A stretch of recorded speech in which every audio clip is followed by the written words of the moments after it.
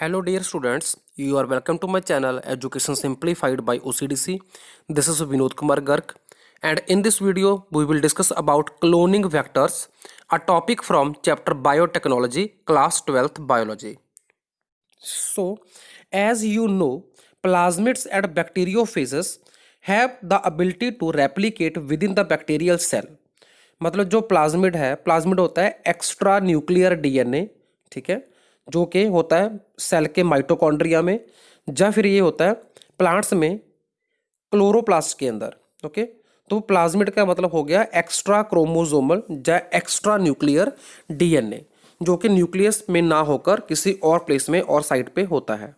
And bacteriophage होता है bacteria infected by virus. Okay, so both of the plasmid and bacteriophage have the ability to replicate, मतलब अपने आप को multiply कर सकते हैं एक बैक्टीरियल सेल के अंदर, independent of the control of chromosomal DNA, मतलब क्रोमोसोमल के डीएनए के कंट्रोल के बिना ये रेप्लिकेट कर सकते हैं।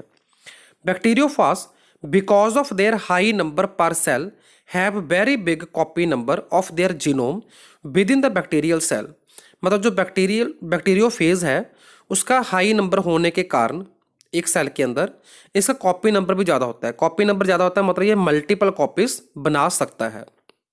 Okay, some plasmids may have only 1 or 2 copies per cell, whereas other may have 15 to 100 copies per cell, मतलब कुछ प्लाज्मिड ऐसे हैं जिसकी सिर्फ 1 या 2 कॉपी होती है एक सेल के अंदर, और कुछ प्लाज्मिड ऐसे हैं जिसकी 15 से लेकर 100 कॉपीज होती हैं। तो जिसकी कॉपी ज़्यादा होगी उसका कॉपी नंबर भी ज़्यादा होएगा।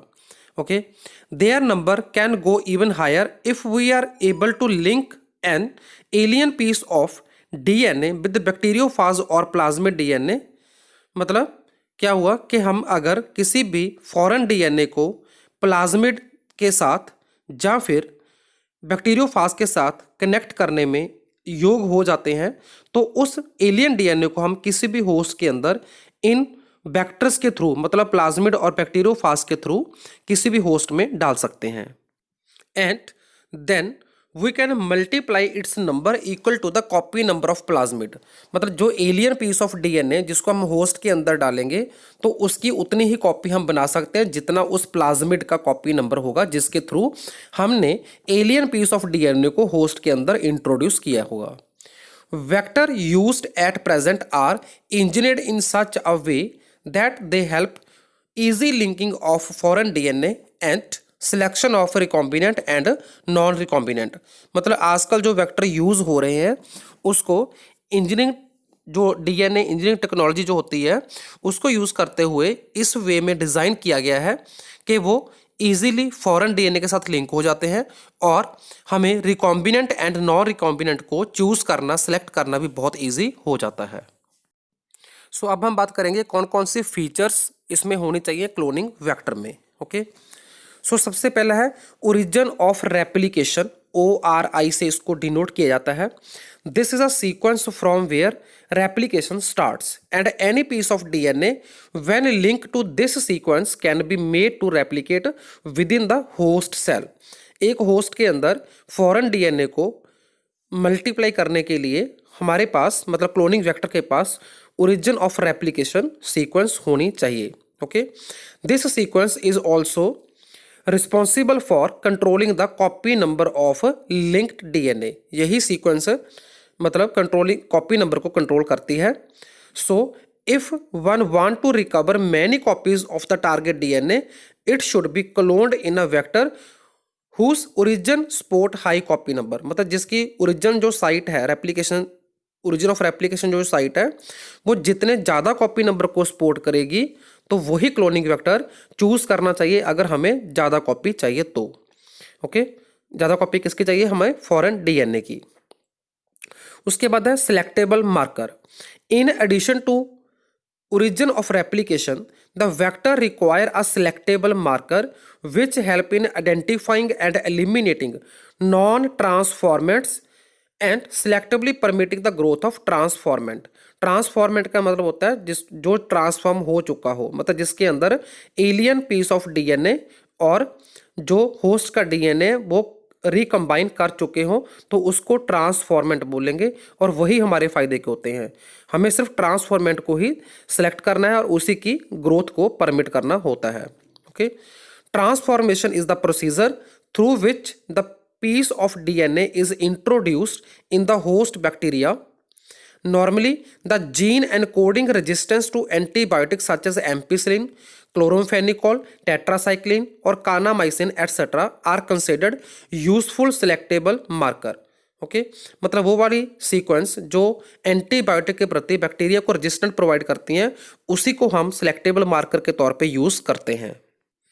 The normal Escherichia coli cells, Escherichia coli के बैक्टीरिया का नेम है, don't carry resistance against any of this antibiotics. Okay, तो जिस एंटीबायोटिक की एग्जांपल ऊपर दी गई है जैसे कि कानामाइसिन, टेट्रासाइक्लिन, एम्पिसिलिन एक्सेट्रा, तो नॉर्मल ई कोलाई बैक्टीरिया जो होते हैं उनमें इस बैक्टीरिया के अगेंस्ट कोई रेजिस्टेंस नहीं होती। नेक्स्ट जो फीचर होनी चाहिए क्लोनिंग वेक्टर के अंदर वो है क्लोनिंग साइट्स।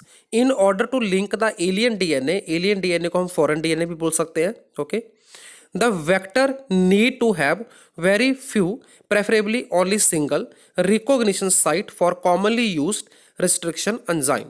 ओके, मतलब किसी भी जो क्लोनिंग साइट है उसका मतलब क्या हुआ कि हमने जिस फॉरेन डीएनए को इंट्रोड्यूस करना है होस्ट के अंदर, तो उसके लिए जो वेक्टर को यूज़ किया है, मतलब प्लाज्मिड को या बैक्टीरियोफाज को, ठीक है, तो उस वेक्टर के पास एक रिकॉग्निशन साइट भी होनी चाहिए।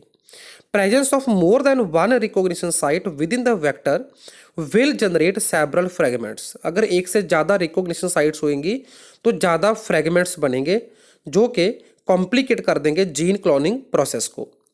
The ligation of alien DNA, ligation मतलब होता है जोड़ना, ज्वाइन करवाना, ओके, जो कि लाइगेज एंजाइम के थ्रू होता है। The ligation of alien DNA is carried out at a restriction site present in one of the two antibiotic resistant genes. मतलब जो एलियन डीएनए है उसको वहां पे लाइगेट किया जाएगा, वहां पे ज्वाइन किया जाएगा जहां पे कोई रिस्ट्रिक्शन साइट होएगी किसी भी एंटीबायोटिक रेजिस्टेंस की। Okay, so for example you can ligate a foreign DNA at BAMH1 site of tetracycline resistant gene। Okay, तो जो BAMH1 साइट है वो क्या है, एक जीन है, एक सीक्वेंस है जो कि टेट्रासाइक्लिन के अगेंस्ट एंटीबायोटिक को टेट्रासाइक्लिन के अगेंस्ट बैक्टीरिया को रेजिस्टेंस प्रोवाइड करती है। टेट्रासाइक्लिन यहाँ पे हो गया एक एंटीबायोटिक। ओके, और ये कहाँ पे होता है, ये होता है इन द वेक्टर PBR322। तो ये BAMH1 क्या है, PBR322 क्या है, इसकी सभी की आपको फुल फॉर्म्स इसी वीडियो के एंड पे मिल जाएंगी। Okay, the recombinant plasmid will lose tetracycline resistance due to insertion of foreign DNA.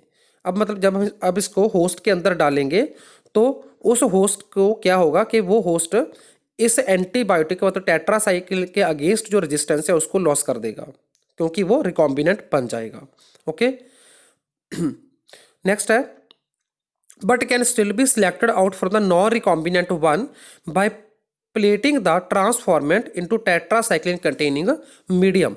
मतलब जो जो ट्रांसफॉर्म हो जाएंगे उसको हम सिलेक्ट करेंगे टेट्रासाइक्लिन मीडियम में डाल के, जो नॉन ट्रांसफॉर्मेंट होगा उसको हम अलग कर सकते हैं इस प्रोसेस से। The transformant growing on ampicillin containing medium, ampicillin अभी यहाँ पे कोई और एंटीबायोटिक है, okay, are then transferred on the medium containing tetracycline. तो अब क्या होगा, जो रिकॉम्बिनेंट बन चुके होंगे the recombinant will grow in the ampicillin containing medium but not on the containing tetracycline.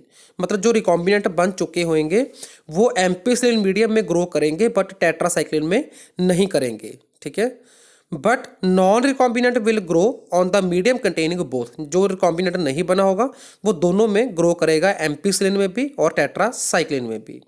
In this case, one antibiotic resistant gene help in selecting the transformant, whereas other antibiotic resistant gene get inactivated due to insertion of foreign DNA। मतलब यहाँ पे जो tetracycline है वो यहाँ पे क्या हो चुका है, उसकी इनएक्टिवेशन हो चुकी है। ठीक है, and help in selection of the recombinants. अब है selection of recombinant due to inactivation of the antibiotic is cumbersome procedure, मतलब काफ़ी ये हम कह सकते हैं कि डिफिकल्ट प्रोसीजर है, because it require simultaneous plating on two plates having different antibiotics. Therefore, alternative selectable marker have been developed which differentiate recombinant from non-recombinant on the basis of their ability to produce color in the presence of chromogenic substrate। अब क्या है कि जो marker हमारे पास जो हमने पहले use किया एंटीबायोटिक की फॉर्म में, तो वो प्रोसेस थोड़ा डिफिकल्ट होने के कारण हमें कुछ और सिलेक्टेबल मार्कर अल्टरनेटिव बनाने पड़े जो कि कलर रिएक्शन के बेस पे काम करते हैं। Okay, in this a recombinant DNA is inserted within the coding sequence of an enzyme, and this enzyme is beta galactosidase. This results into inactivation of the gene for synthesis of this enzyme, which is referred to as insertional inactivation. The presence of chromogenic substance, chromogenic मतलब जो colour को generate करे, okay, substrate gives blue color colonies if the plasmid in the bacteria does not have an insert, मतलब जो recombinant नहीं बनेगा वो blue colour देगा। Okay, presence of insert results into insertional inactivation of the beta galactosidase and clones don't produce any colour, मतलब जो recombinant बन चुकी होएगी वो कोई कलर प्रोड्यूस नहीं करेगी। ठीक है, so these are identified as recombinant colonies, मतलब जिस कॉलोनी का ब्लू कलर आएगा वो नॉन रिकॉम्बिनेंट है, जिसका कोई कलर नहीं आएगा वो रिकॉम्बिनेंट है। सो अब हमारा नेक्स्ट फीचर आता है vector for cloning genes in plants and animals. You may be surprised to know that we have learned the lesson of transferring gene into plants and animals from bacteria and virus, which we have known this for ages, and how to deliver genes to transform eukaryotic cell, force them do what the bacteria or virus want। मतलब अभी हमारे पास question ये generate होता है कि हम ऐसा पढ़ चुके हैं कि हम बैक्टीरिया और वायरस के जीन को प्लांट और एनिमल के सेल के अंदर इंट्रोड्यूस कर सकते हैं। ठीक है, और क्वेश्चन आता है कि हम उसको डिलीवर कैसे करते हैं बैक्टीरिया और वायरस के जीन्स को प्लांट्स और एनिमल के अंदर, और कैसे ये संभव होता है, कैसे पॉसिबल होता है कि जो यूकैरियोटिक सेल है वो वही काम करे जो बैक्टीरिया और वायरस का जीन चाहता है। So for example agrobacterium tumefaciens एक पैथोजन है। ठीक है, pathogen of several dicot plants, मतलब जो प्लांट डाइकॉटिलेडन्स वाले होते हैं तो उनके अंदर ये पैथोजन है, मतलब बीमारी कॉज करता है, which is able to deliver a piece of DNA. मतलब जो एग्रोबैक्टीरियम ट्यूमिफेशियन है ये बैक्टीरिया प्लांट्स के अंदर अपने किसी मतलब फॉरेन जीन को इंट्रोड्यूस कर सकता है, और इसको बोलते हैं टीडीएनए। टी मतलब transfer DNA. Okay, to transform normal plant cell into tumour, मतलब ये प्लांट के नॉर्मल सेल को ट्यूमर मतलब कैंसर सेल में कन्वर्ट कर देता है। Okay, and direct these tumour cell to produce chemical required by pathogen, मतलब जो पैथोजन को चाहिए होते हैं केमिकल, वो केमिकल प्लांट्स बनाना शुरू कर देता है जब वो ट्यूमर में कन्वर्ट हो जाता है। Similarly retrovirus in animals have the ability to transform normal cell into cancer cell, मतलब जो रिट्रोवायरस है वो एनिमल के अंदर नॉर्मल सेल को कैंसर सेल में कन्वर्ट कर देता है।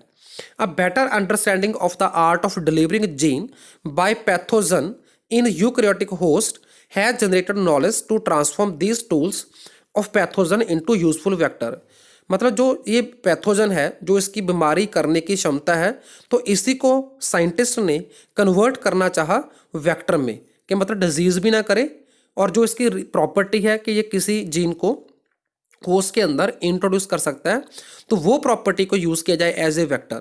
ठीक है, तो इसके लिए हमें क्या करना पड़ा कि पहले ये एलिमिनेट करना पड़ा जो उसकी डिजीज करने की एबिलिटी है, मतलब उसकी प्रॉपर्टी को यूज करना है बट उसकी डिजीज करने की जो एबिलिटी उसको एलिमिनेट करना है।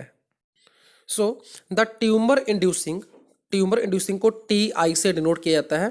Plasmid of agrobacterium tumefaciens has now been modified into cloning vector, which is not more pathogenic to the plant but still able to use the mechanism to deliver the gene of our interest into variety of plant। मतलब अभी हमने इस bacteria को, agrobacterium tumefaciens को इस तरीके से modify किया है कि अभी ये पैथोजेनिक नहीं होगा प्लांट्स को, मतलब डिजीज नहीं कर पाएगा, बट जो इसकी प्रॉपर्टी है वो प्रॉपर्टी रिटेन रहेगी, मेंटेन रहेगी कि वे किसी भी जीन ऑफ इंटरेस्ट को होस्ट के अंदर इंट्रोड्यूस कर सकता है। सिमिलरली रिट्रोवायरस को भी इसी तरीके से डिजाइन किया गया है। हैज़ बीन डिसआर्म्ड मतलब जो उसकी बीमार करने की, बीमारी कॉज करने की, कैंसर सेल को, नॉर्मल सेल को कैंसर सेल में कन्वर्ट करने की उसकी प्रॉपर्टी है उसको डिसआर्म कर दिया गया, खत्म कर दिया गया है। बट जो उसकी दूसरी प्रॉपर्टी को एनिमल सेल के अंदर किसी भी जीन को इंट्रोड्यूस कर सकता है उसकी प्रॉपर्टी को रिटेन रखा गया है। So once a gene or a DNA fragment has been ligated into suitable vector, it is transferred into bacterial plant or the animal host। मतलब किसी भी होस्ट के अंदर अब इसको इंट्रोड्यूस कर सकते हैं फॉरेन डीएनए को एग्रोबैक्टीरियम ट्यूमिफेशियन की हेल्प से या फिर रेट्रोवायरस की हेल्प से। सो अभी आप देख पा रहे हैं कि इमेज, इस इमेज के अंदर क्या है, E coli cloning vector PBR 322, ये एक वेक्टर का नेम है PBR 322। पी का मतलब यहाँ पे प्लाज्मिड है, ओके। BR जो है वो दो साइंटिस्ट के नेम है जिसने पहली बार इसको डिस्कवर किया, ओके। और 322 इसकी स्ट्रेन है। शोइंग रिस्ट्रिक्शन साइट्स, इसके ऊपर बहुत सारी रिस्ट्रिक्शन साइट्स है जैसे कि HIND3, Eco R1, BAM H1, SAL1, PVU2, PST1, CLA1, ORI मतलब origin of replication, and antibiotic resistant genes ampicillin and tetracycline. ROP code for the protein involve in the replication of plasmid, ठीक है। तो जो ये restriction sites हैं ये सब bacteria के नेम के अकॉर्डिंगली इसके नेम रखे गए हैं। तो इसकी फुल फॉर्म्स क्या है वो आप अपनी अगली इमेज में देख पाएंगे। जो इको R1 है इसका नेम है ईश्रिचिया कोलाई। जो ई है वो ईश्रिचिया को डिनोट करती है, CO से हो कोलाई, ठीक है। जो पहला लेटर है वो जीनस का है, दूसरे दो जो हैं वो स्पीसीज के हैं, और R1 जो है वो स्ट्रेन का नेम है। ईश्रिचिया कोलाई RY13, ओके। तो ये है इसका नेम फुल इको R1 का। CLA1 का है कैरियोफेनॉन, C से है कैरियोफेनॉन, LA से है लेटम 1, इसकी स्ट्रेन का नेम हो गया। HIND3 Haemophilus influenza D3। PVU1, P का मीनिंग है यहाँ पे प्रोटियस, VU का है वल्गेरिस 1, PST1 है प्रोविडेंसिया स्टोटाई 1, BAM H1 है बैसिलस अमाइलो लिकोफेशियन 1। नेक्स्ट है SAL1, ये हो गया स्ट्रेप्टोमाइसस एल्बस 1। PBR, P का मतलब है प्लाज्मिड, B से है बोलीवर एंड R से है रोड्रिगस। ROP है रिप्रेसर ऑफ प्रोटीन, AMP है एम्पिसिलिन, और TET का मतलब यहाँ पे टेट्रासाइक्लिन, ठीक है। So this was all about the cloning vectors. Thanks for watching.